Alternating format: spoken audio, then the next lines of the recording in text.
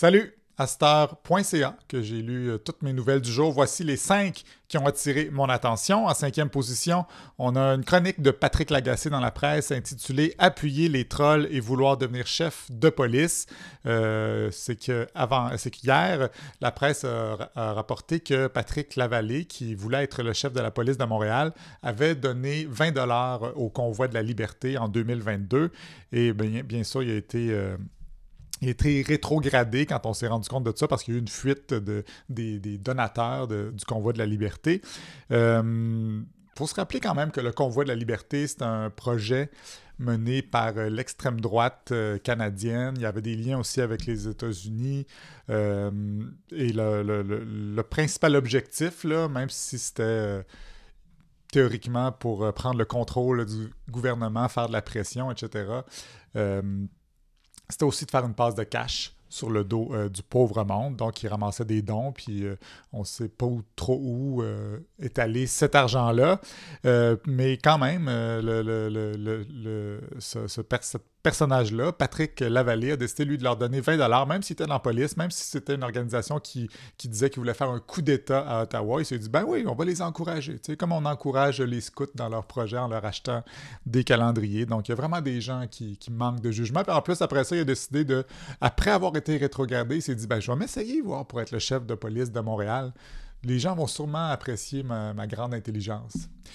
Meilleure chance la prochaine fois. En 4e position, les bénéfices des épiciers devraient dépasser les 6 milliards de dollars en 2023. C'est un texte dans Le Devoir. Et on sait que ça coûte plus cher, l'épicerie. Et on se disait, plusieurs personnes se disaient que c'est à cause de l'inflation, mais on s'est rendu compte finalement que, en tout cas, c'est ce qu'on apprend dans ce texte-là.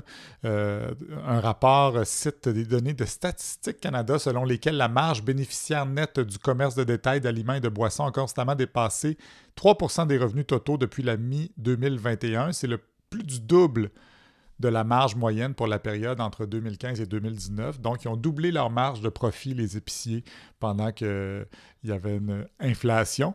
D'ailleurs, François-Philippe Champagne, le ministre de l'Industrie du Canada, là, le petit ministre qui est toujours de bonne humeur, il a rencontré les boss des épiciers récemment pour les convaincre de baisser le prix, puis il est sorti de là vraiment content, puis il s'est dit, les gens que je croise à l'épicerie, ils me félicitent parce qu'on fait quelque chose pour le prix des aliments.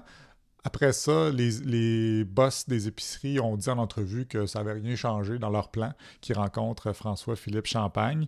Donc voilà, on profite de l'inflation pour monter les prix, puis mettre ça sur le dos de l'inflation, alors que c'est surtout pour se mettre de l'argent dans les poches. Et moi, en guise de protestation, je vais arrêter de m'acheter du caviar.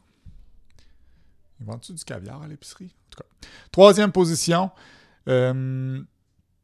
l'amitié artificielle, nouvelle frontière de l'intelligence artificielle. C'est un texte dans Le Monde en France.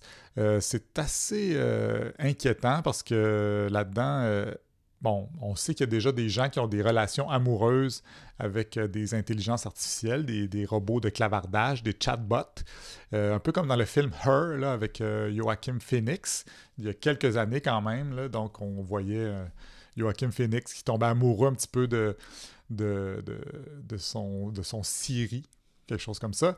Et moi, je trouve que la science-fiction, c'est vraiment un genre qui est vraiment pertinent pour essayer d'imaginer des futurs possibles, d'imaginer comment le monde pourrait virer, puis comment, justement, on peut s'arranger pour que ce soit comme ça ou ce soit pas comme ça. Donc, essayer de penser à l'avenir un peu plus. Je trouve que dans un monde où les politiciens pensent juste à la prochaine élection, c'est peut-être une bonne idée des fois de penser à long terme. Puis la science-fiction, ça nous aide à penser à long terme. Donc, dans le film Her, on parle de ça un peu. Mais là, ce qu'on nous dit dans le monde, c'est que oui, tu sais, c'est un peu nono d'être tombé en amour avec une intelligence artificielle, mais là, il y a les entreprises aussi qui vont pouvoir commencer à se servir de ça, puis d'utiliser nos amis ou nos amours robotiques pour nous manipuler, pour essayer de nous vendre des choses. On parle même qu'il pourrait y avoir des terroristes ou des politiciens mal intentionnés qui se servent de ça pour nous convaincre, pour nous brainwasher, parce que on a une belle relation avec l'intelligence artificielle, donc ils pourraient s'en servir pour nous nous fourrer. Alors, j'ai dit ça? Oui. Fait que... on dirait que c'est un aspect que j'avais moins vu de l'intelligence artificielle, puis on dirait que je le vois très bien venir, cet avenir-là. Et c'est très inquiétant, pas mal plus inquiétant que c'est la perspective que Terminator veuille éliminer toute l'humanité. Là. Je pense qu'il faut vraiment faire attention à ça.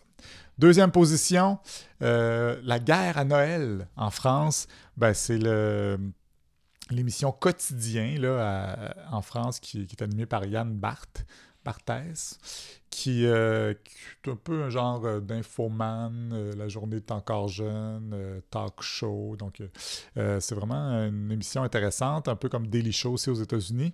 Et ils ont fait un montage de tous nos chroniqueurs de l'actualité. Ben, pas leurs chroniqueurs de l'actualité, quoique Mathieu Bock-Côté qui est beaucoup là-dedans. Donc, des chroniqueurs en France qui disent qu'on ne peut plus dire Joyeux Noël maintenant. Et on se rend compte avec ça que on peut.